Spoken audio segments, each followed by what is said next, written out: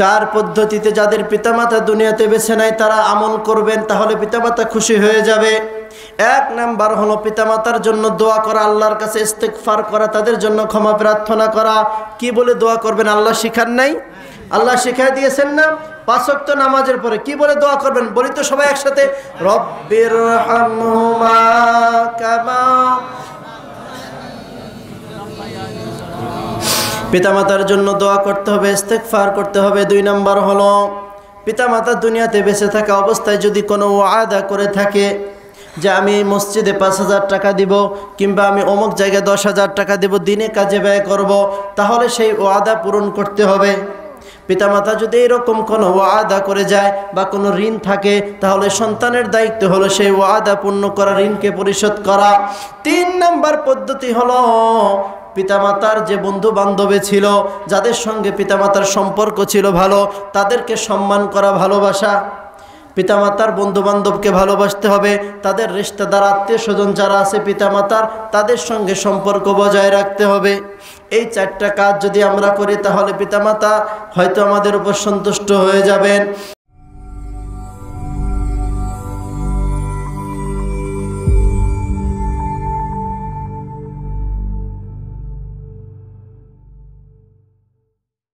إن الحمد لله نحمده ونستعينه ونستغفره ونؤمن به ونتوكل عليه ونعوذ بالله من شرور أنفسنا ومن سيئات أعمالنا من يهده الله فلا مضل له ومن يضلله فلا هادي له ونشهد أن لا إله إلا الله وحده لا شريك له ونشهد أن سيدنا وسندنا وحبيبنا وطبيب قلوبنا ومولانا محمدا عبده ورسوله الذي أرسله بالحق بشيرا ونذيرا وداعيا إلى الله بإذنه وسراجا منيرا أما بعد فقد قال الله تبارك وتعالى في كلامه المجيد وفرقانه الحميد فأعوذ بالله من الشيطان الرجيم بسم الله الرحمن الرحيم وقضى ربك ألا تعبدوا إلا إياه وبالوالدين إحسانا إلى آخر الآية. وقال النبي صلى الله عليه وسلم هما جنتك ونارك أو كما قال النبي صلى الله عليه وسلم. وقال تعالى في شان حبيبه ومحبوبه إن الله وملائكته يصلون على النبي يا أيها الذين آمنوا صلوا عليه وسلموا تسليما بلغ العلا بكماله كشف الدجى بجماله حسنت جميع خصاله صلوا عليه وآله بلغ العلا بكماله كشف الدجى بجماله حسنت جميع خصاله صلوا عليه وآله আলহামদুলিল্লাহ, ঐতিহ্যবাহী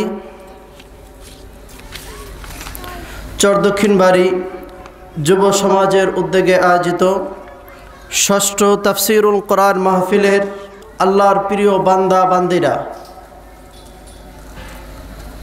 আমরা দুনিয়াতে এসেছি, আসমান থেকে তো নাজিল হয় নাই। আসমান থেকে নাজিল হয়েছি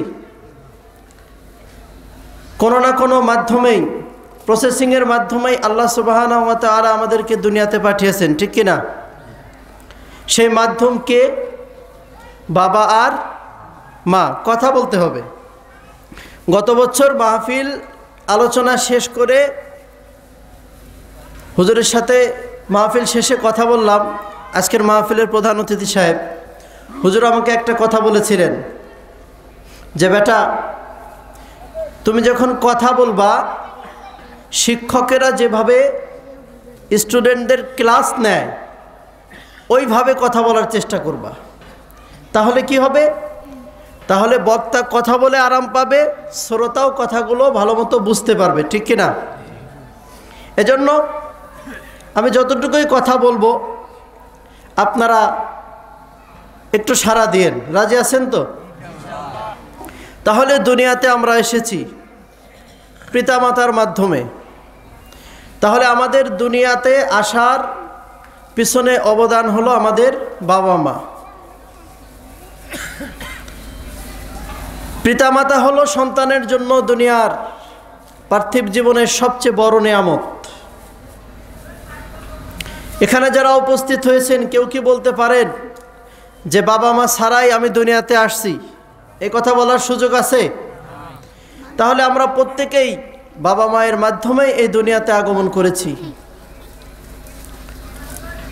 এজন্য পিতামাতা আমাদের জীবনের সবচেয়ে বড় নেয়ামত।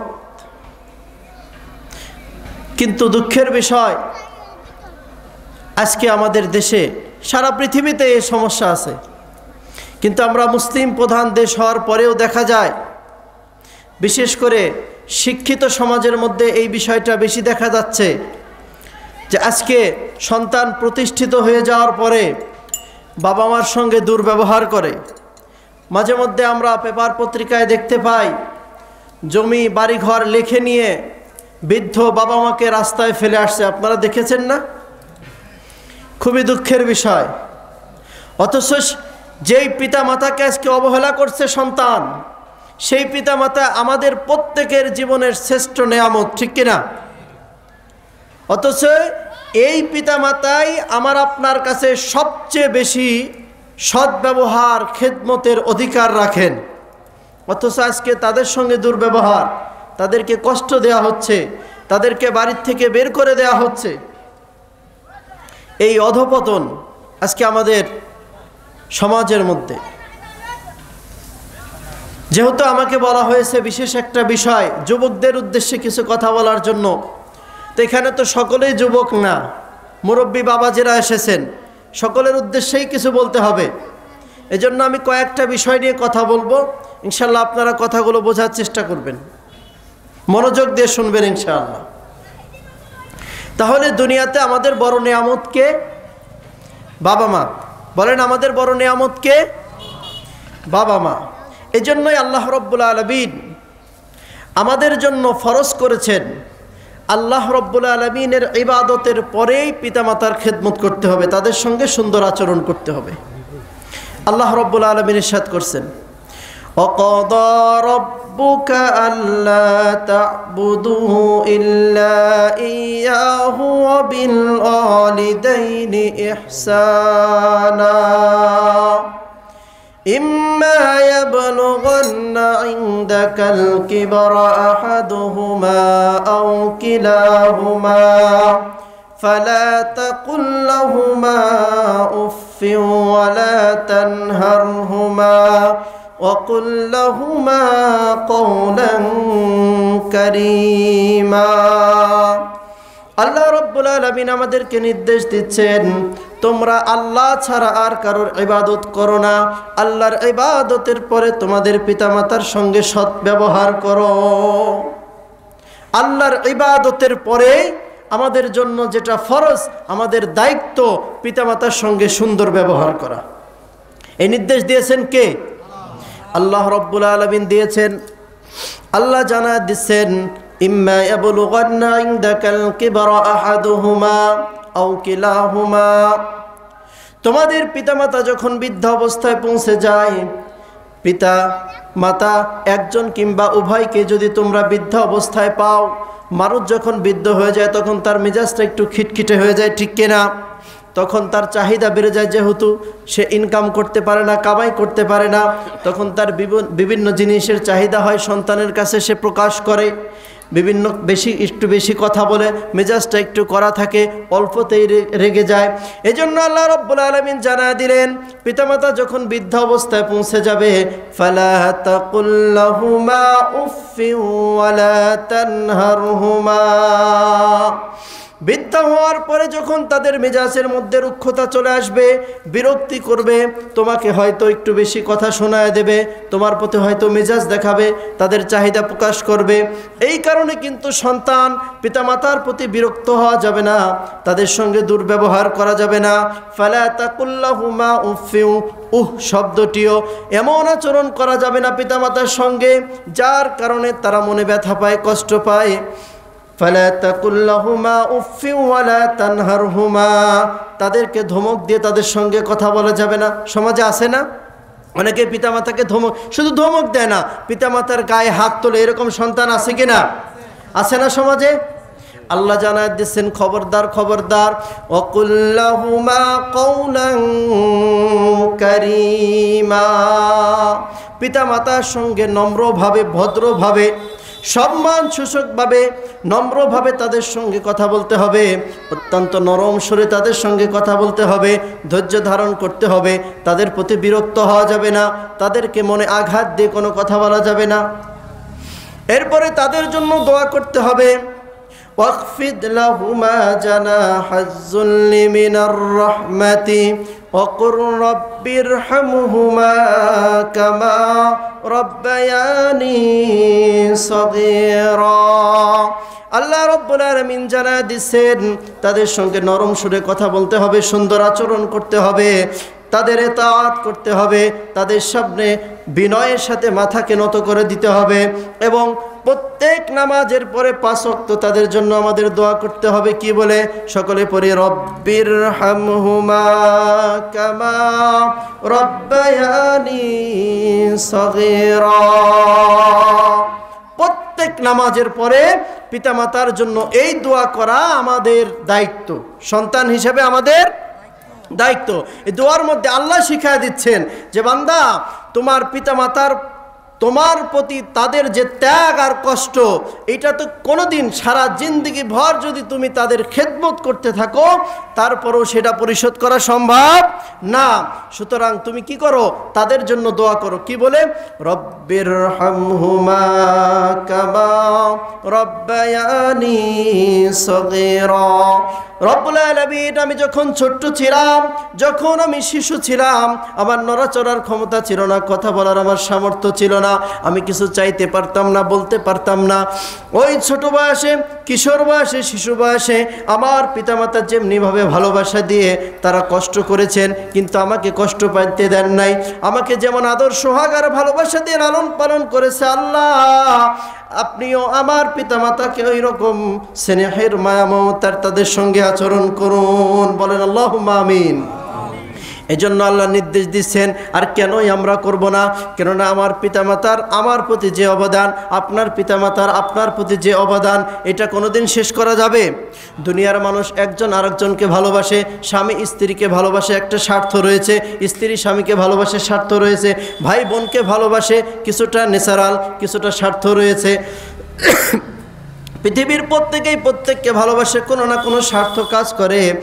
একমাত্র নিঃস্বার্থ ভালোবাসে পিতামাতা। বলেন ঠিক কিনা? পিতামাতা সন্তানকে ভালোবাসে, কোনো স্বার্থ আছে? বলেন, আপনাদের কি মনে হয় কোনো স্বার্থ আছে? নিঃস্বার্থভাবে ভালোবাসে। এই জন্যই তাদের সঙ্গে ভালো ব্যবহার করতে হবে, নরম সুরে কথা বলতে হবে। কেন করতে হবে এরকম?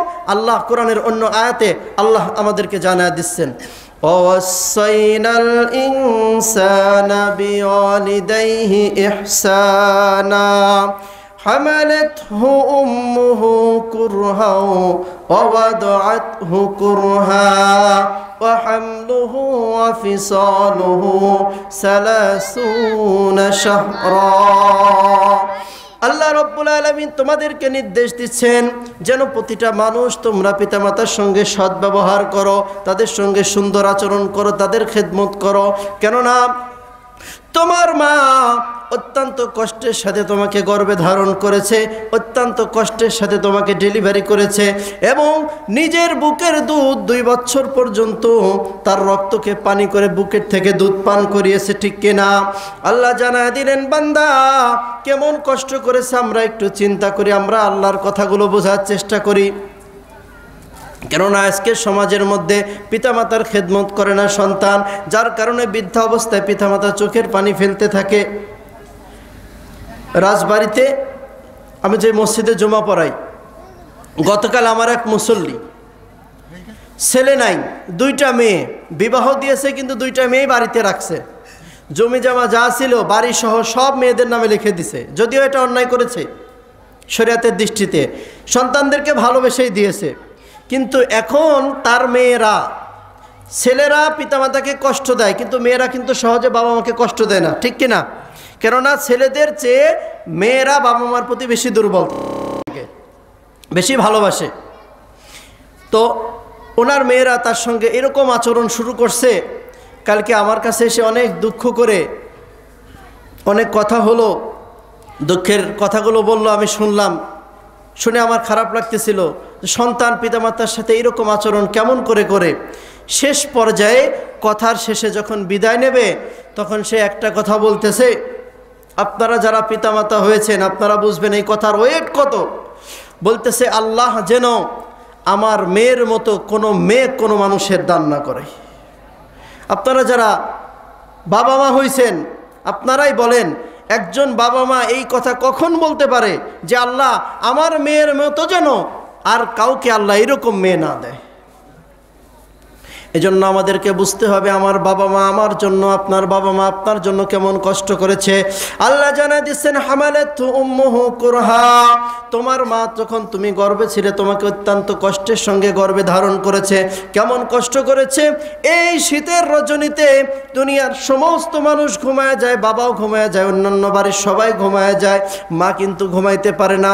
মা কম্বলটা লেপটা গায়ের উপর দিয়ে শুয়ে আছে, একটু ঘুমাইতে যাবে, এমন সময় সন্তান, আমি আপনিও তো মায়ের পেটে ছিলাম, এই সন্তান মায়ের পেটের মধ্যে লাথি মেরেছে, গোতা মেরেছে, মা আর শুয়ে থাকতে পারে না যন্ত্রণায়।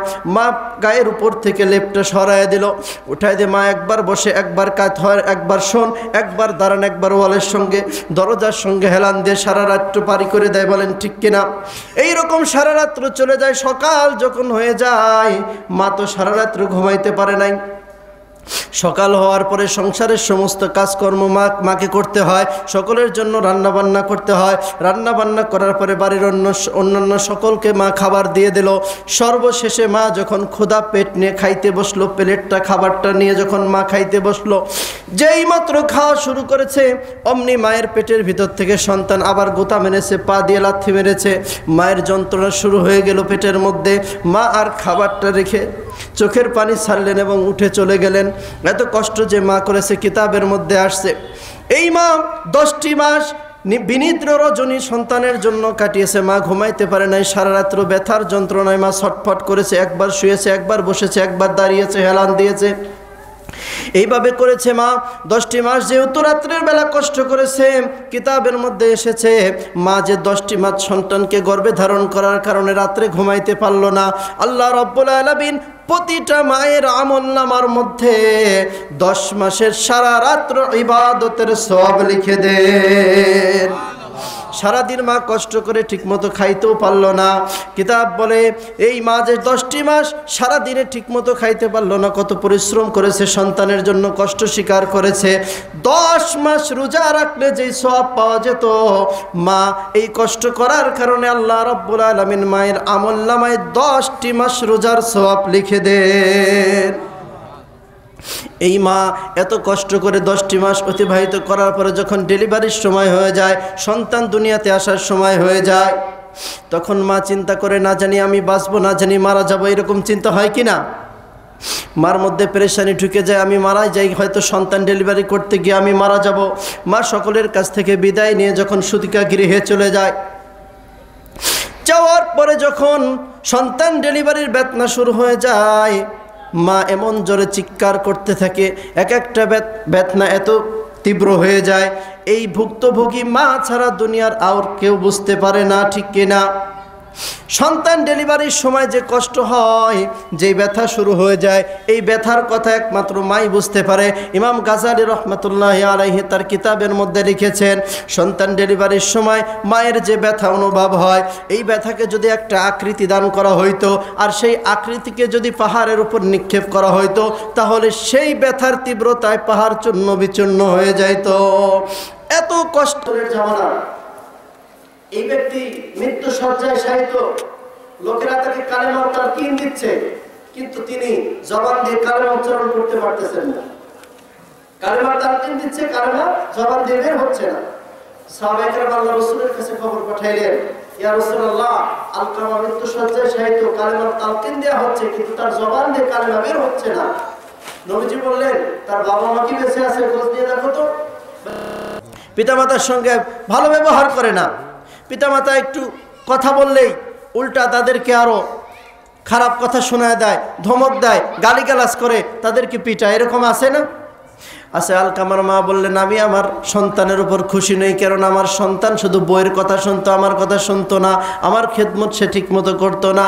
নবী আমার সংবাদ শোনার পরে বললেন, আলকামার মা যতক্ষণ পর্যন্ত তাকে মাফ না করবে, ততক্ষণ পর্যন্ত আলকামার মুখ দিয়ে কালেমা বের হবে না। নবী আমার বললেন, আলকামার মা, আপনি আপনার সন্তানকে মাফ করে দেন। আলকামার মা বলল, না, আমি আমার সন্তানকে মাফ করতে পারবো না, কেননা আমার সন্তান আমার খেদমত করে নাই, আমাকে অনেক কষ্ট দিয়েছে, আমি তার প্রতি অসন্তুষ্ট, আমি তাকে মাফ করতে পারবো না। নবী এবার একটা হিকমত অবলম্বন করলেন, সাহাবীদেরকে বললেন, ও সাহাবীরা, তোমরা কিছু লাকড়ি সংগ্রহ করো, লাকড়ি আগুন জ্বালায় আলকামার দেহটাকে পুরায় ভস্ম করে দাও।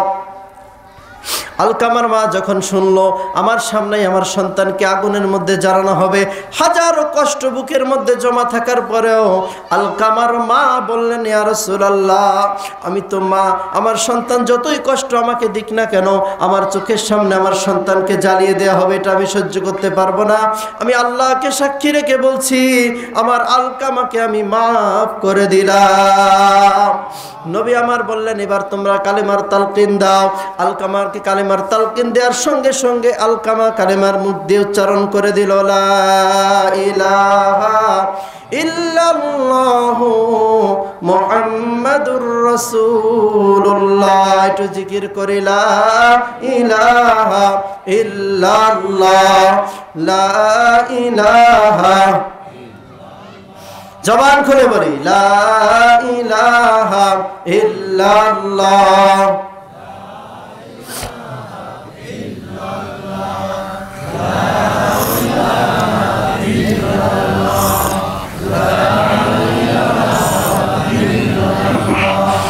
লা ইলাহা ইল্লাল্লাহ, লা ইলাহা ইল্লাল্লাহ।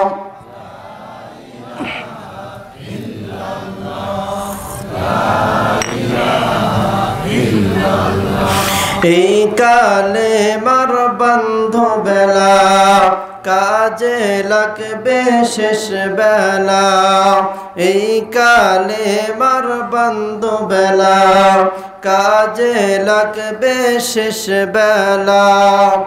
এই কালেমার রৌশনাতে, এই কালেমার রৌশনাতে ইমান হইবে উজালা, লা ইলাহা ইল্লাল্লাহ, লা ইলাহা ইল্লাল্লাহ, লা ইলাহা ইল্লাল্লাহ, লা ইলাহা ইল্লাল্লাহু মুহাম্মাদুর রাসূলুল্লাহ, বলি সাল্লাল্লাহু আলাইহি ওয়াসাল্লাম।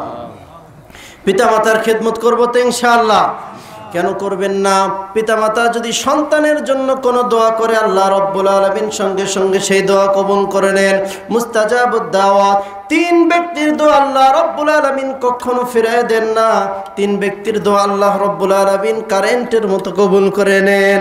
এক নাম্বার হলো মাজলুম ব্যক্তি, যেই ব্যক্তি জুলুমের শিকার হয়েছে, মাজলুম ব্যক্তি যেই দোয়া করবে আল্লাহ সঙ্গে সঙ্গে কবুল করে নেন। দুই নাম্বার হলো পিতামাতা যদি সন্তানের জন্য কোনো দোয়া করে আল্লাহ রাব্বুল আলামিন সেই দোয়া সঙ্গে সঙ্গে মঞ্জুর করিয়া নেন। পিতামাতা যদি সন্তানের জন্য বদদোয়া করে আল্লাহ রাব্বুল আলামিন সঙ্গে সঙ্গে কবুল করে নেন। পিতামাতা যদি সন্তানের জন্য নেক দোয়া করে সেটাও আল্লাহ সঙ্গে সঙ্গে কবুল করে নেন। এই জন্য আমাদের প্রত্যেকের দায়িত্ব হলো পিতামাতাকে সন্তুষ্ট করে তাদের থেকে নেক দোয়া নিয়ে, বলেন ঠিক কিনা? রাজি আছি তো আমরা ইনশাআল্লাহ? পিতামাতাকে সন্তুষ্ট করেন, দুনিয়াতে আপনার রিজিকের অভাব হবে না, দুনিয়াতেও কামিয়াবি হবে, আখেরাতেও জান্নাতের মালিক আল্লাহ বানায় দিবেন। দুনিয়ার অন্যান্য পাপের শাস্তি আল্লাহ হয়তো দুনিয়াতে দেন না, কিন্তু আখেরাতে দিবেন। একটা পাপ আছে যার শাস্তি আল্লাহ রাব্বুল আলামিন দুনিয়াতে বেঁচে থাকা অবস্থায় দিবেন, আখেরাতেও আল্লাহ দিবেন।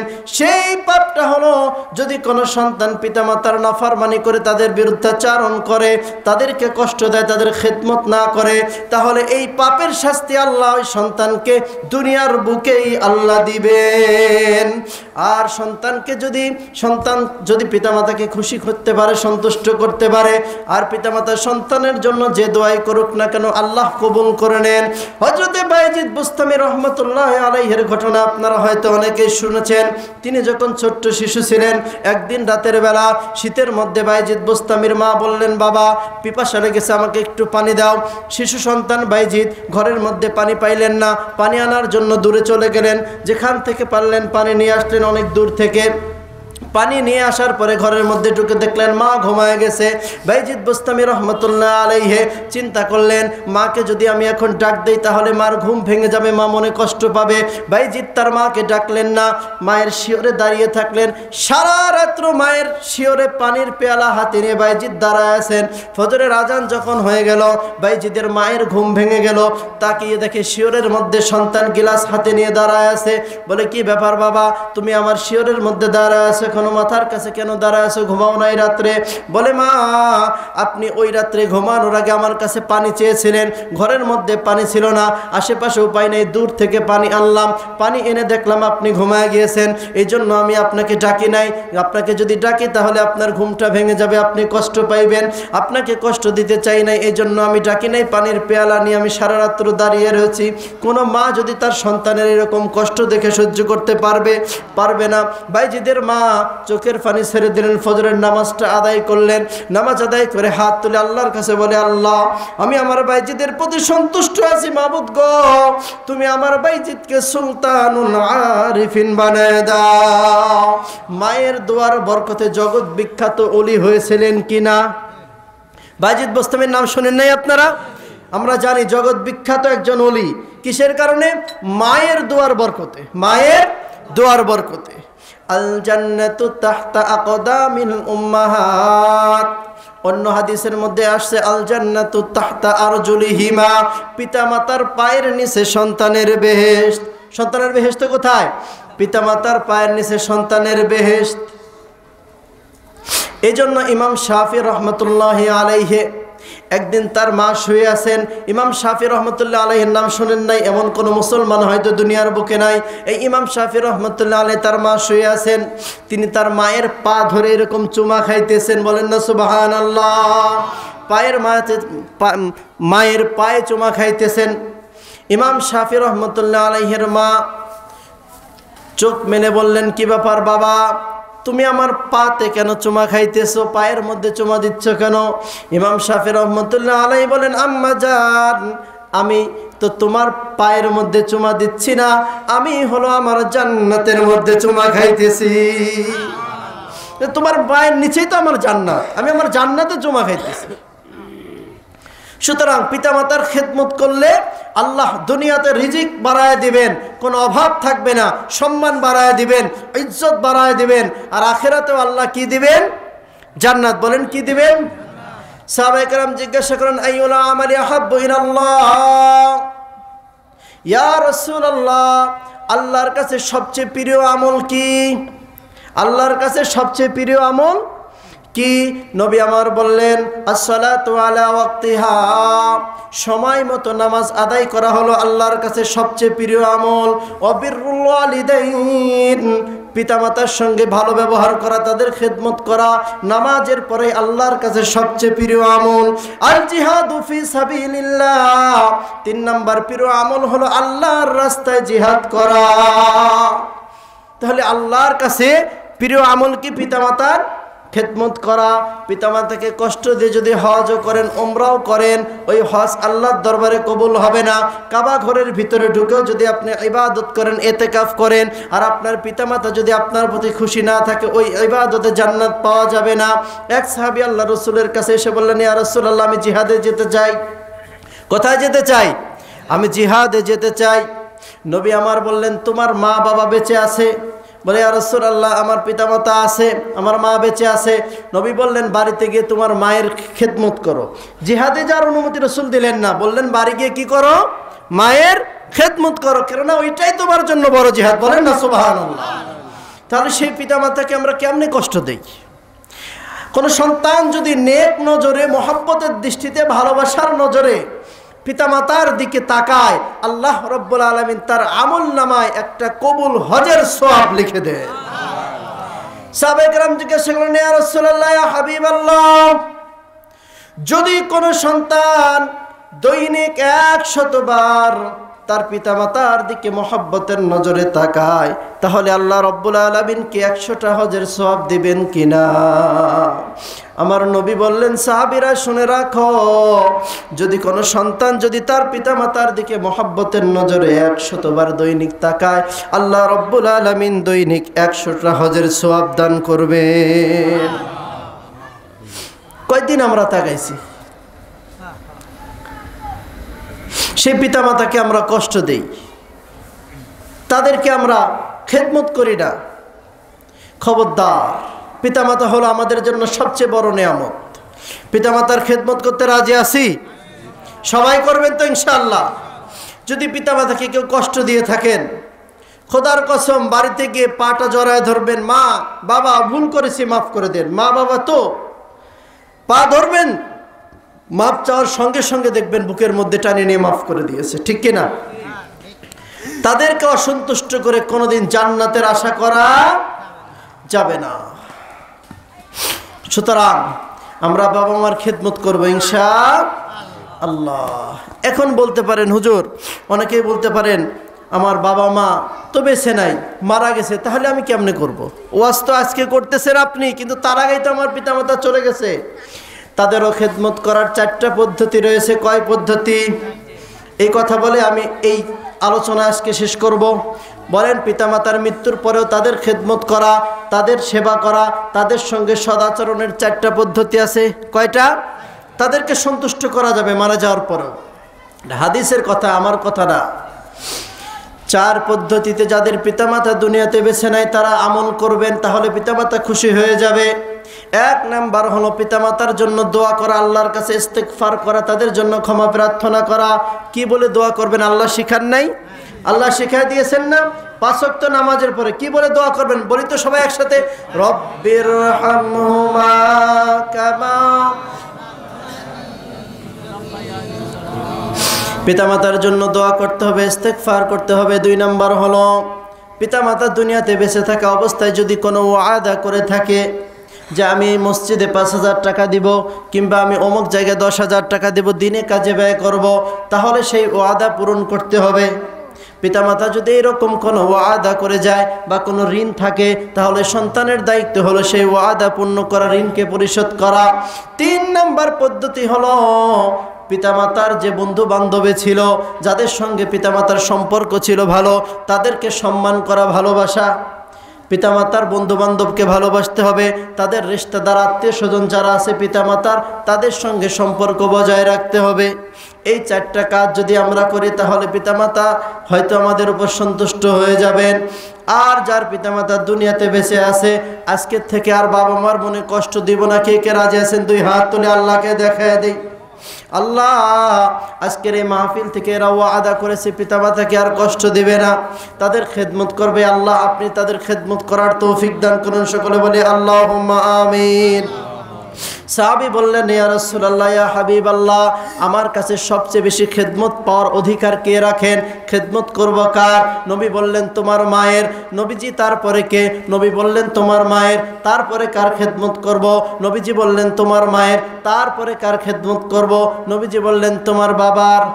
মায়ের মর্যাদা কয় গুণ দেয়া হলো? বলেন, কয় গুণ দেয়া হলো? 3 গুণ পিতার চেয়ে মায়ের মর্যাদা আল্লাহ রাব্বুল আলামিন বাড়িয়ে দিয়েছেন। কেননা পিতা যতটুকু কষ্ট সন্তানের জন্য করে, তার চেয়ে 1000 গুণ কষ্ট মাকে পোহাইতে হয়, ঠিক কিনা? সন্তান যদি অসুস্থ হয়ে যায়, দুনিয়ার সবাই ঘুমাইলেও মায়ের কিন্তু ঘুম আসে না। সন্তান অসুস্থ, মা পেরেশান। সন্তান বিপদে পড়েছে, মা পেরেশান। সন্তান ক্ষুধার্ত, মা পেরেশান। সন্তান পিপাসার্ত, মা পেরেশান। সন্তান যখন অসুস্থ হয়ে বিছানায় পড়ে যায়, আমাদের পিতামাতা কি করে? শিওরের পাশে বসে বসে আল্লাহর কাছে দোয়া করে, আল্লাহ, আমার সন্তানকে, আমার জীবনটা তুমি নিয়ে যাও, আমার জীবনের হায়াতটুকু আমার সন্তানকে দিয়ে দাও। এরকম করে কি না? তাহলে সেই পিতামাতাকে আমরা কেমন করে কষ্ট দিই? দেয়া যাবে? পিতামাতাকে কষ্ট দেব না, তাদের খেদমত করব, তাহলে আল্লাহ দুনিয়াতেও সফল দান করবেন, সফলতা দান করবেন। আখিরাতেও আল্লাহ রাব্বুল আলামিন আমাদের জান্নাতের বাসিন্দা বানায় দিবেন। কেননা আল্লাহ পিতামাতার অধিকার দিয়েছেন, তার ইবাদতের পরেই পিতামাতার খেদমতের কথা আল্লাহ বলেছেন। আল্লাহ রাব্বুল আলামিন আমাদের সকলকে কবুল করে নেন। সকলে বলি আমিন। যুবক ভাইরা, অনেক যুবক ভাইরা আসছেন দেখতে পাচ্ছি, আর আমাকে আজকে বলা হয়েছে যুবকদের উদ্দেশ্যে কিছু বলার জন্য। আজকে যুব সমাজ আমরা ধ্বংসের দ্বার প্রান্তে চলে গেছি। সবচেয়ে বেশি ক্ষতিকর হলো মাদকাসক্ত হয়ে গেছে আমাদের যুবক ভাইরা, ঠিক কিনা? ইয়াবা, ফেনসিডিল, হিরোইন, গাঁজা, এগুলো আজকে সেবন করে, মদ, এগুলো সেবন করে আজকে যুব সমাজ ধ্বংস হয়ে যাইতেছে। অথচ একজন সাধারণ জ্ঞানী ব্যক্তি, আমার সামনে আগুন জ্বালানো হয়েছে, আমি জানি যে এই আগুনের মধ্যে হাত দিলে হাতটা পুড়ে যাবে। কোনো আকলমান, বুদ্ধিমান মানুষ কি আগুনের মধ্যে হাত দিবে? বলেন, হাত দিবে? আমরা জানতেছি সব সময় প্রচার করা হচ্ছে, আমাদেরকে বলা হচ্ছে যে ইয়াবা, মদ, গাঁজা, হেরোইন, হুইস্কি যা কিছু আছে, মাদক দ্রব্য যা কিছু আছে, এই সব কিছু আল্লাহ রাব্বুল আলামিন তো হারাম ঘোষণা করেছেন, সরকারিভাবেও এগুলো নিষিদ্ধ, ঠিক কিনা? আমরা জানি যে যারা ইয়াবা, এই মাদকাসক্ত যারা জড়িয়ে যায়, এদের ক্ষতি কি হয়, এটা আপনাদের জানা দরকার আছে। কেননা আজকে আপনারা যারা মুরব্বী আছেন, আজকে আপনাদের সন্তান কেউ না কেউ তো এর মধ্যে জড়িত। যুবক ভাইরা যারা আছে, এদের মধ্যে কেউ না কেউ জড়িত, বা আমাদের বন্ধু বান্ধব, আমাদের সাথী সঙ্গী এর মধ্যে জড়িত। তাদেরকে আমাদের দায়িত্ব এই পথ থেকে ফিরে আনা, ঠিক কিনা? সুতরাং আপনাদের জানা দরকার, যারা মাদকাসক্ত হয়ে যায় তাদের ক্ষতি কি হয়? তাদের মস্তিষ্ক বিকৃত হয়ে যায়। আজকে বাংলাদেশে দেখবেন যত পরিবারের মধ্যে অশান্তি, দেখবেন এর ম্যাক্সিমাম যেই পরিবারের কর্তা পুরুষ মাদকাসক্ত, তার পরিবারে তত অশান্তি, ঠিক কিনা? কেননা মস্তিষ্ক বিকৃত হয়ে যায়, তার শরীরের কর্মক্ষমতা কমে যায়, তার খাবারের রুচি নষ্ট হয়ে যায়, ক্ষুধা হারায় ফেলে, তার লিভারের ক্ষতি করে, কিডনিতে এফেক্ট পড়ে, ক্ষতি করে কিডনির, ক্যান্সার হয়ে যায়। আমরা জানি এইগুলা, যে মাদক দ্রব্য গ্রহণ করলে এই ক্ষতিগুলো হয়। তাহলে আগুনে হাত দিলে আগুন পড়ে যাবে, জানার পরে কেউ হাত দেয় না, কিন্তু এটা আমরা জানি যে মাদকাসক্ত হইলে এই ক্ষতিগুলো হয়, তারপরেও আমরা সেইগুলো ছাড়তে পারি না। অথচ আল্লাহ জানায় দিচ্ছেন, ইয়া আইয়ুহাল্লাযীনা আমানু ইন্নামাল খামরু ওয়াল মাইসির ওয়াল আনসাবু ওয়াল আজলামু রিজসুম মিন আমালিশ শাইতান। মদ, মাদক এবং জুয়া এগুলা হলো শয়তানের কাজ। এগুলা কি? শয়তানের কাজ ঘিন্ন বস্তু, ফাজতানিবুহু লাআল্লাকুম তুফলিহুন। সুতরাং এইগুলার থেকে তোমরা বিরত থাকো, তাহলে তোমরা সফল কাম হইতে পারবা। কেননা যারা মাদকাসক্ত হয়ে পড়ে তারা শুধু নিজেই ক্ষতিগ্রস্ত হয় না, তার পরিবার তার দ্বারা ক্ষতিগ্রস্ত হয়, তার প্রতিবেশী তার দ্বারা ক্ষতিগ্রস্ত হয়, তার সমাজ তার দ্বারা ক্ষতিগ্রস্ত হয়। এক পর্যায়ে এইরকম ক্ষতি হইতে হলে পুরা দেশের মানুষ ক্ষতিগ্রস্ত হয়, ঠিক কিনা? এজন্য মাদকের ব্যাপারে আল্লাহ জানায় দিচ্ছেন, এই মদ আর জুয়া, এই মাদক আর জুয়া দিয়ে শয়তান তোমাদের পরস্পরের মধ্যে বিদ্বেষ সৃষ্টি করতে চায়। ইন্নামা ইউরিদুশ শাইতানু আন ইউকিয়া বাইনাহুমুল আদাওয়াতা ওয়াল বাগদা ফিল খামরি ওয়াল মাইসির ওয়া ইয়াসুদ্দাকুম আন যিকরিল্লাহি ওয়া আনিস সালাহ। আল্লাহ জানায় দিচ্ছেন, নিশ্চয়ই শয়তান মদ জুয়ার মাধ্যমে তোমাদের মধ্যে শত্রুতা, বিদ্বেষ, মারামারি আর হানাহানি লাগায় দেয়। তোমাদের মধ্যে পরস্পর ভালোবাসার হৃদ্যতার বন্ধনকে ছিন্ন করে দেয় শয়তান। শুধু তাই না, আন যিকরিল্লাহি ওয়া আনিস সালাহ, এই মাদকের মাধ্যমে, জুয়ার মাধ্যমে শয়তান তোমাদেরকে নামাজ এবং আল্লাহর স্মরণ থেকে দূরে সরায় দেয়। যারা মাদক আসক্ত তারা দেখবেন নামাজ পড়ে না ঠিকমতো, তারা ইবাদত করে না, রোজার মাসে রোজাও রাখতে চায় না। এরকম আছে না? আছে। কেননা এগুলো আল্লাহ তাআলার কথা। আল্লাহর কথা কি মিথ্যা? আল্লাহর চেয়ে সত্যবাদী আর কেউ আছে? ওমান আসতাকু মিনাল্লাহি কিলা, আল্লাহর চেয়ে সত্যবাদী আর কে হতে পারে? আল্লাহর চেয়ে অধিক সত্যবাদী আর কেউ নাই। আল্লাহ বলছেন, এই মাদক, এই জুয়া, এইগুলা শয়তানির কাজ, ঘৃণ্য বস্তু। এইগুলা তোমাদেরকে নামাজ থেকে, আল্লাহর স্মরণ থেকে, আল্লাহর জিকির থেকে তোমাদেরকে গাফিল করে দেয়। সুতরাং এইগুলা ছাড়তে হবে।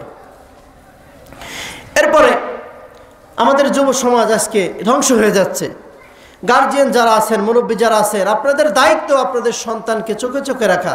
সন্তান, আপনার সন্তান সন্ধ্যার পরে বাড়ির বাইরে কেন থাকবে, কোথায় যায়, কার সঙ্গে মিশে, সে কি মাদকাসক্ত হয়ে পড়ছে কিনা, এগুলো আপনাদের জানা দরকার। কেননা যারা মাদক আসক্ত হয়ে যায়, যারা মদ পান করে, মাদক দ্রব্য সেবন করে, এদের জন্য আল্লাহ জান্নাতকে হারাম করে দিয়েছেন। কি হারাম করেছেন? সালাসাতা হারামাল্লাহু আলাইহিমুল জান্নাহ মুদমিনুল খামর ওয়াল আক ওয়াদ-দায়ুস আল্লাযী ইউকিররু ফি আহলিহিল খাবাস। তিন ব্যক্তির জন্য আল্লাহ রাসূল বলেন, তিন ব্যক্তির জন্য আল্লাহ জান্নাতকে হারাম করে দিয়েছেন। কয় ব্যক্তির জন্য জান্নাত হারাম? সকলে উত্তর দেন, কয় ব্যক্তির জন্য? তিন ব্যক্তি জান্নাতে প্রবেশ করবে না, তাদের জন্য জান্নাত নিষিদ্ধ, আল্লাহ হারাম করে দিয়েছেন।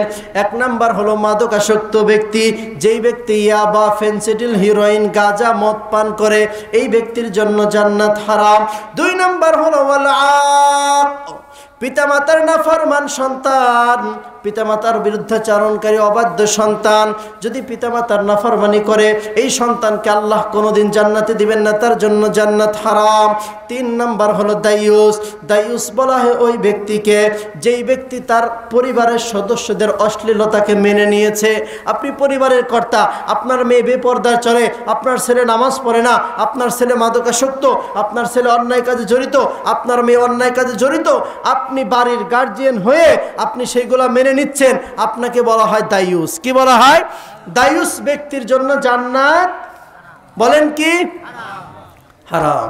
আমরা কি জান্নাতে যেতে চাই? জান্নাতে যেতে চাই। তাহলে জান্নাতে যেতে হলে পিতামাতার অবাধ্য হওয়া যাবে না, তাদের খেদমত করতে হবে। মাদকাসক্ত হওয়া যাবে, মাদক ছেড়ে দেব, রাজি আছি তো ইনশাআল্লাহ? মাদক যে কোনো জিনিস যেটা নেশা তৈরি করে, কুল্লু মুস্কিরিন খামরুন অকুল্লু মুস্কিরিন হারাম। আল্লাহ রসুল বলেছেন, সকল মাদক দ্রব্যই মদ। সকল মাদক দ্রব্যই কি? মদ। আর সকল মদই হারাম। সকল মদই কি? হারাম। ইনশাআল্লাহ আমরা মাদক দ্রব্য ছেড়ে দেব, রাজি আছি তো ইনশাআল্লাহ? এবং দায়ুস হওয়া থেকে নিজেকে রক্ষা করব। আমার দায়িত্ব, কুল্লুকুম রাইন অকুল্লুকুম মাসউলিন আন রায়াতিহি। আল্লাহ রসুল বলেছেন, তোমরা প্রত্যেকেই জিম্মাদার, তোমরা প্রত্যেকেই আল্লাহর কাছে তার অধীনস্থের ব্যাপারে আল্লাহর কাছে জিজ্ঞাসিত হবে। তোমার ছেলে কেন নামাজ পড়লো না, জবাব দিতে হবে আল্লাহর কাছে, গার্জিয়ানকে। তোমার মেয়ে কেন পর্দা করলো না, আল্লাহর কাছে জবাব দিতে হবে। তোমার ছেলে মেয়েকে কেন, তোমার স্ত্রীকে কেন ইসলামের উপর তুমি চালাইতে পারো নাই, কেন তারা চলে নাই ইসলামের উপর, তুমি চেষ্টা কেন করো নাই, এর জন্য আল্লাহর কাছে কি দেয়া লাগবে? জবাব দেওয়া লাগবে, কোনো কিন্তু ছাড় পাওয়া যাবে না। এজন্য আমরা প্রত্যেকেই সন্তানের দিকে খেয়াল করব, নিজের পরিবারকে আমরা জাহান্নাম থেকে বাঁচানোর চেষ্টা করব। আল্লাহ বলেছেন কু আনফুসাকুম ওয়া আহলিকুম নারা, তুমি নিজে জাহান্নাম থেকে বাঁচাও, তোমার আহাল পরিবারকেও জাহান্নাম থেকে বাঁচাও। শুধু নিজে নামাজ পড়লে হবে না, নিজে ইসলাম পালন করলে হবে না, নিজে তাবলীগ করলে হবে না, নিজে মুরিদ হইলে হবে না, শুধু নিজেই হজ করলে হবে না। আমি নিজেই শুধু আমল করবার, আমার পরিবারের প্রতি আমলের কোনো গুরুত্ব আমি দেব না, তাহলে কিন্তু আল্লাহর কাছে রক্ষা পাওয়া যাবে না। নিজে যেমন জাহান্নাম থেকে বাঁচতে হবে, আল্লাহ বলেছেন ও আহলিকুম নারা, তোমার পরিবারকেও জাহান্নাম থেকে বাঁচাইতে হবে। রাজি আছে তো ইনশাআল্লাহ? ওয়াজ করবেন হুজুর, আমি তো আপনাদের সন্তান, সেই হিসেবে দু একটা কথা বলতেছি। আপনারা কি বিরক্ত হইতেছেন? রাজি আছেন তো শুনতে ইনশাআল্লাহ? মাহফিল শেষ করে বাড়িতে যাব, কে কে রাজি আছেন? আল্লাহ আপনি কবুল করে নেন, সকলে বলে আমিন। এরপরে আসেন যুবক ভাই, অনেকেই ধূমপান করে, অনেক বাবাজিরাও আছে ধূমপান করে, আছে না? এইখানেও হয়তো আছে, আমি হাত উঠাইতে বলবো না, কারণ আমি লজ্জা দিতে চাই না। অনেক মুরব্বীরাও আছে ধূমপান করেন, বিড়ি সিগারেট খান। আবার অনেকেই ফতোয়া দেন যে ধূমপান করা ইসলামে, কোরআন হাদিসে তো এইভাবে নিষিদ্ধ করা হয় নাই, হারাম তো বলা নাই। কোরআন হাদিসে দেখান সিগারেট খাওয়া হারাম। সব জিনিসের নাম ধরেই যদি কোরআন হাদিসে নিষিদ্ধ করা লাগে, তাহলে কোরআন তো মাথায় করেও নেওয়া যেত না। দুনিয়ার সব জিনিসের নাম কি থাকতে হবে কোরআনে? কোরআনের নীতিমালা, ইসলামের মৌলিক নীতিমালার উপর ভিত্তি করে মাসালা দেয়া হবে।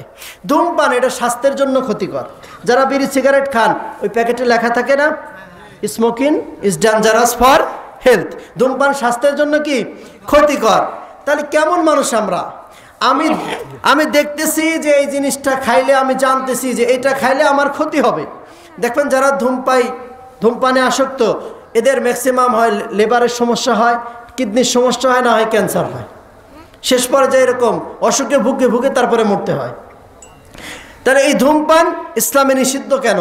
এর কয়েকটা কারণ আছে, আমি শুধু 3টা কারণ বলবো। 1 নম্বর কারণ, আল্লাহ বলেছেন ওয়ায়ুহিল্লু আলাইহিম ওয়ায়ুহিল্লু লাকুমুত তাইয়্যিবাত ওয়ায়ুহাররিমু আলাইহিমুল খাবাইস। আল্লাহ পবিত্র বস্তুকে, ভালো বস্তুকে তোমাদের জন্য হালাল করেছেন, আর ঘৃণিত বস্তু, খবিস জাতীয় বস্তুকে তোমাদের জন্য হারাম করেছেন। আপনারাই আমার প্রশ্নের উত্তর দেন, বিড়ি সিগারেট এইগুলা ভালো না খবিস? এটা ভালো না মন্দ? খবিস জাতীয় বস্তু, ঘৃণিত বস্তু। বিড়ি সিগারেট কি পছন্দ করে নাকি? ভদ্র মানুষ এগুলা পছন্দ করে। তাহলে এগুলা কি খবিস, এগুলা ঘৃণিত বস্তু। আর আল্লাহ কি বলেছেন যে এই ঘৃণিত বস্তু তোমাদের জন্য হারাম না হালাল? হারাম। বলেন কি? হারাম। তাহলে যেহেতু বিড়ি সিগারেট এটা খবিস, এটা ঘৃণিত বস্তু, এই জন্য এটা আমাদের জন্য হারাম, নিষিদ্ধ। আরও কারণ আছে। আর কারণ কি? এই বিড়ি সিগারেট খাইলে আস্তে আস্তে মানুষ রোগাক্রান্ত হয়ে নিজেকে ধ্বংসের দিকে ঠেলে দেয়, তাই তো? নিজেকে ধ্বংসের দিকে ঠেলে দেয়। আর আল্লাহ জানায় দিচ্ছেন ওয়ালা তুলকু বিআইদিকুম ইলাত তাহলুকা, তোমরা নিজের হাতে নিজেদেরকে ধ্বংসের দিকে ঠেলে দিও না। নির্দেশ দিয়েছেন কে? কে নির্দেশ দিয়েছেন? তাহলে যেই জিনিস খাইলে, যেই জিনিস পান করলে আমার দেহের ক্ষতি হবে, আমি আস্তে আস্তে ধ্বংসের দিকে এগিয়ে যাব, ওই জিনিস ইসলামের কথা হলো ওই জিনিস খাওয়াও যাবে না, পানও করা যাবে না। তাহলে ধূমপান খাইলে ক্ষতি হয় না ভালো হয়? দেহের উপকার হয় না ক্ষতি হয়? আল্লাহ তো নিষেধ করলেন তোমরা নিজেদেরকে ক্ষতি করতে পারবে না, ধ্বংসের দিকে যেতে পারবে না। তাহলে ফতোয়া আপনারাই দেন, তাহলে ধূমপান করা যাবে কি যাবে না? বলেন, কথা বলেন না। তার মানে আপনারা ধূমপান করবেন, ধূমপান করা যাবে। আর একটা কারণ কি? ওয়ালা তুবাজ্জির তাবযীরা ইন্নাল মুবাজ্জিরিনা কানু ইখওয়ানাশ শায়াতিন। ধূমপান করলে এটা অপচয় হয় না আমার আপনার লাভ হয়? কিসের অপচয়? সম্পদের অপচয় হচ্ছে না? লাভ হচ্ছে না অপচয় হচ্ছে? আর অপচয়কারী কার ভাই? আমি বলি নাই, আপনারাই বলছেন। অপচয়কারী কার ভাই? আল্লাহর কথা আপনারা বলছেন, এটা আল্লাহ বলে দিয়েছেন ওয়ালা তুবাজ্জির তাবযীরা, তোমরা অপচয় করো না। ইন্নাল মুবাজ্জিরিনা কানু ইখওয়ানাশ শায়াতিন, নিশ্চয়ই অপচয়কারী শয়তানের ভাই। আমরা শয়তানের ভাই হতে চাই না, আল্লাহর বন্ধু হতে চাই। আওয়াজ দিয়ে বলেন, কার বন্ধু হতে চাই? যদি আল্লাহর বন্ধু হতে চাই, নবীজির মোহাব্বত যদি করতে চাই, শাফাত পেতে চাই, তাহলে ধূমপান ছাড়তে হবে, বিড়ি সিগারেট আর খাইব না। এই ওয়াদা দিতে পারেন কারা কারা? দুই হাত তুলে আল্লাহকে দেখায় দেন। আল্লাহ, যারা হাত তুলেছে আল্লাহ আপনি এদেরকে আমল করার তৌফিক দান করুন। সকলে বলি আমিন। এরপরে এই ধূমপান না করার আরো ক্ষতিকর দিক আছে। যেমন যারা ধূমপান করে এদের মুখের মধ্যে সুঘ্রাণ হয় না দুর্গন্ধ হয়? কেমন দুর্গন্ধ? পায়খানার চেয়ে কম না বেশি? যারা খান না এরা বলতেছেন, আর যারা খান তারা আমার উপর রাগ করতেছেন, আমি বুঝতেছি। রাগ করলেও তো আমার কিছু করার নাই, হক কথা আমাকে বলতেই হবে, সত্যটা জানানোর দায়িত্ব আমাদের। আল্লাহর কাছে বলতে পারবো, আল্লাহ আমার গ্রামের বাসিন্দা, আমার কওমকে আমি জানিয়েছি, তারা মানে নাই। আর যদি আমি না বলি তাহলে আপনারাই আল্লাহর কাছে বলবেন, আল্লাহ আমাদেরই একজন ছেলে ছিল আলিমুজ্জামান, সে তো কোরআন হাদিস পড়ছিল, সে মাদ্রাসায় পড়ছে, সে জানছে, সে তো কোনোদিন আমাদেরকে নিষেধ করে নাই, আমরা জানতাম না। আমি আল্লাহর কাছে ধরা খেতে চাই না, এই জন্য আমি বলে যাই। রাগ করলেও আমি বলবো, না করলেও আমি বলবো। রাগ করতেছেন নাকি আপনারা? নবী বলেছেন রসুন আর পেঁয়াজ, আমরা অনেকে কাঁচা রসুন পেঁয়াজ খাই, এটা খাইলে কিন্তু মুখে দুর্গন্ধ হয়। যারা রসুন পেঁয়াজ খাবে মুখে যদি দুর্গন্ধ হয় তাহলে আল্লাহ রসুল বলেছেন তারা যেন মসজিদেও না আসে। রসুন পেঁয়াজের এটা খাওয়া হালাল না হারাম? রসুন পেঁয়াজ খাওয়া হালাল না হারাম? হালাল। হালাল জিনিস খাওয়ার পরেও মুখে যদি দুর্গন্ধ হয় মসজিদে যাওয়া নিষেধ। আর যারা ধূমপান করেন তাহলে এটা তো এমনিই হারাম, তারপরে এটা খাইলে মুখে দুর্গন্ধ হয়, তাহলে আপনি মসজিদে যাইতে পারবেন? নিষেধ করেছেন কে? আল্লাহ রসুল। কে নিষেধ করেছেন? আল্লাহ রসুল। তাহলে ধূমপান করলে মসজিদে যাওয়া আমার নিষেধ, তাহলে আমি কেমন মুসলমান হইলাম যদি মসজিদে যাইতে না পারি? ধূমপান করব? ইনশাআল্লাহ ছেড়ে দেব। আল্লাহ রব্বুল আলামিন কথাগুলোর উপর আমাদের সকলকে আমল করার তৌফিক দান করুন। সকলে বলি আমিন। এরপরে যুবক ভাইরা, আর একটা কথা বললে তো অনেক বলা যায়, যেহেতু সময় কম, হুজুর আসার আগ পর্যন্ত আমি কথা বলবো, আপনারা ধৈর্য ধরে শুনেন ইনশাআল্লাহ। আমাদের যুবক ভাইরা অনেকে আছে দেখি পূজার সময়, হিন্দুদের মেলা রথের সময় পূজার মণ্ডপে যায়, যায় না? তাদের প্রসাদও খায়, খায় না? আহা, এটা কিভাবে সম্ভব? আমি মুসলমানের সন্তান হয়ে আমি পূজার মণ্ডপে যাই, হিন্দুদের ধর্মীয় অনুষ্ঠানে আমি কেমন করে যাই? হযরত ওমর রাদিয়াল্লাহু তাআলা আনহু বলেছেন, বিধর্মীদের যখন উপাসনা চলে, তাদের ধর্মীয় অনুষ্ঠানে, তাদের উপাসনালয়ে তোমরা যেও না, কেননা যতক্ষণ পর্যন্ত তাদের এই অনুষ্ঠান চলমান থাকে অতক্ষণ পর্যন্ত তাদের উপর আল্লাহর গজব নাজিল হইতে থাকে। তাহলে আমি মুসলমানের সন্তান হয়ে যদি আমি হিন্দুর পূজায় যাই, তাদের পূজা মণ্ডপে যাই, তাদের রথ মেলায় আমি যাই, তাহলে গজবের ভাগিদার হব কি না? কারণ ওমর রাদিয়াল্লাহু তাআলা আনহু বলেছেন ওই সময় আল্লাহর কি নাজিল হয়? গজব নাজিল হয়। তাহলে আমরা আল্লাহর বান্দা হয়ে যদি আল্লাহর গজবের মধ্যে পড়ি তাহলে আমাদের চেয়ে হতভাগা আর কেউ নাই। আবার এক শ্রেণী আছে, বড় দুঃখের সাথে বলতে হয়, রাষ্ট্রীয় সর্বোচ্চ পর্যায় থেকেও এই অন্যান্য ধর্মের, বিশেষ করে হিন্দুদের পূজার সময় আমাদেরকে সাম্প্রদায়িক সম্প্রীতি শেখানো হয়। একটা স্লোগান দেওয়া হয়, ধর্ম যার যার, উৎসব সবার। এই কথা বলা হয় না? আপনারা শুনেছেন না? এই কথা বলার দ্বারা কি বোঝানো হয়? অথচ আমাদের ঈদের সময় তো এই স্লোগান আমরা শুনি না, যে ধর্ম যার যার, উৎসব সবার। এই কথা হলো কুফরি কথা। এই কথা কোনো ইমানদার মুসলমান বলতে পারে না। মুসলমানের কথা হবে ধর্ম যার, উৎসব তার। বলেন, ধর্ম যার, উৎসব তার। ধর্ম যার, উৎসব সবার যদি হইতো, এটা কি খালি মুসলমানের জন্য আপনি পূজায় যান? আমি কেমন বেহায়া, কেমন বেআকল! কই কোনো হিন্দু ভাই, কোনো খ্রিস্টান ভাই, কোনো বৌদ্ধ ভাই তো আমার কুরবানির দিন এসে আমাকে বলল না, ভাই আমরা সাম্প্রদায়িক সম্প্রীতিতে বিশ্বাস করি, আমরা একই দেশের নাগরিক, একই সঙ্গে আমরা চলি, তো তোমার উৎসবে আমি আসব, আমার উৎসবে তুমি যাবা, এটাই তো সাম্প্রদায়িক সম্প্রীতির মূল থিম। তাহলে আসো, কুরবানির গরু তুমি ধরো, আমিও ধরি, জবাই করে দেই, রান্না করো, আমি তোমার সাথে খাই। কোনো হিন্দু ভাই আসে নাকি আপনার বাড়ি? ঈদের নামাজে আসে তো মনে হয় না? ঈদের নামাজে আসে না? ও, ঈদের নামাজে আসে না, কুরবানি দিতেও আসে না। তাহলে আমরা কেন যাই? আমরা কেন যাই? তাহলে আমরা কি বেহায়া হয়ে গেলাম না? ওদের চেয়েও আমরা বেহায়া, নেমখ হারাম হয়ে গেলাম, ঠিক কিনা?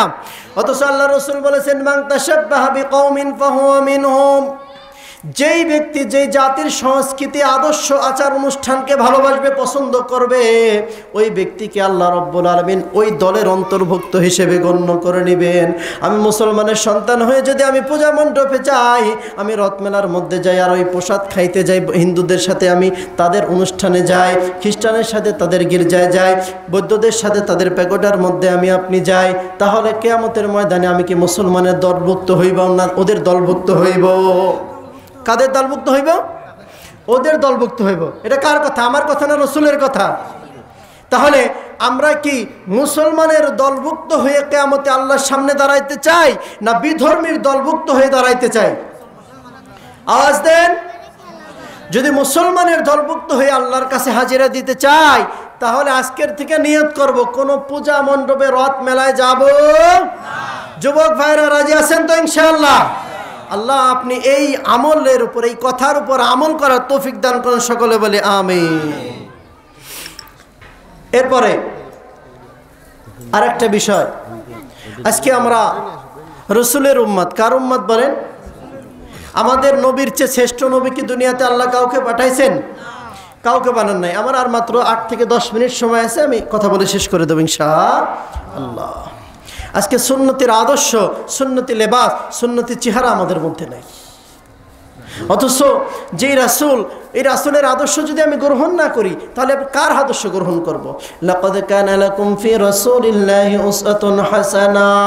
আল্লাহ রাব্বুল আলামিন আমাদেরকে জানা দেন, ও দুনিয়ার মানুষেরা শুনে রাখো, দুনিয়াতে যত মহিয়সী, যত মনীষী মহারথী দুনিয়াতে আগমন করেছে, কারোর আদর্শের মধ্যে সর্বোত্তম আদর্শ নেই, সর্বশ্রেষ্ঠ আদর্শ অন্য কারোরটা নয়। তোমাদের জন্য সর্বশ্রেষ্ঠ আদর্শ হলো মুহাম্মাদুর রাসূলুল্লাহ। একটু জিকির করে লা ইলাহা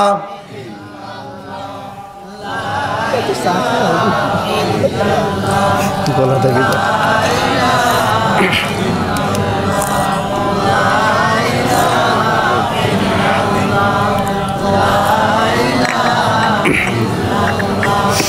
লা ইলাহা ইল্লাল্লাহু ইল্লাল্লাহু ইল্লাল্লাহ, লা ইলাহা ইল্লাল্লাহ। জোরে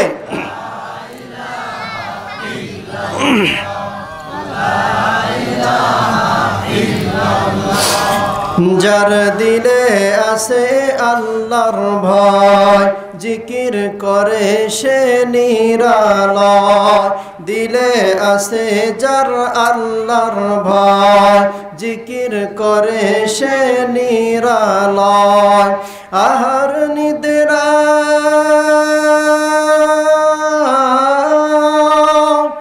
আহার নিদ্রা ভালো লাগে না, ভালো লাগে শুধু আল্লাহ। লা ইলাহা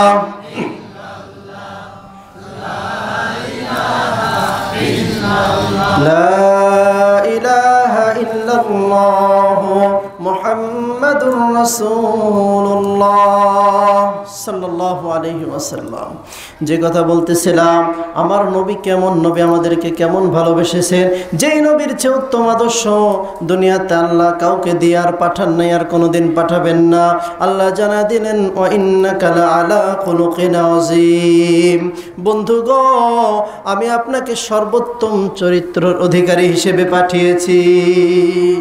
সেই রাসূলের আদর্শ আজকে আমাদের ভালো লাগে না। আমাদের যুবক ভাইয়েরা আজকে সুন্নাতকে ছেড়ে দিয়ে, মুরব্বী অনেক বাবাজিরাও সুন্নাতকে ছেড়ে দিয়ে আজকে ইহুদি নাসারা বিধর্মীদের কালচার নিয়ে আমরা পড়ে আছি, ঠিক কিনা?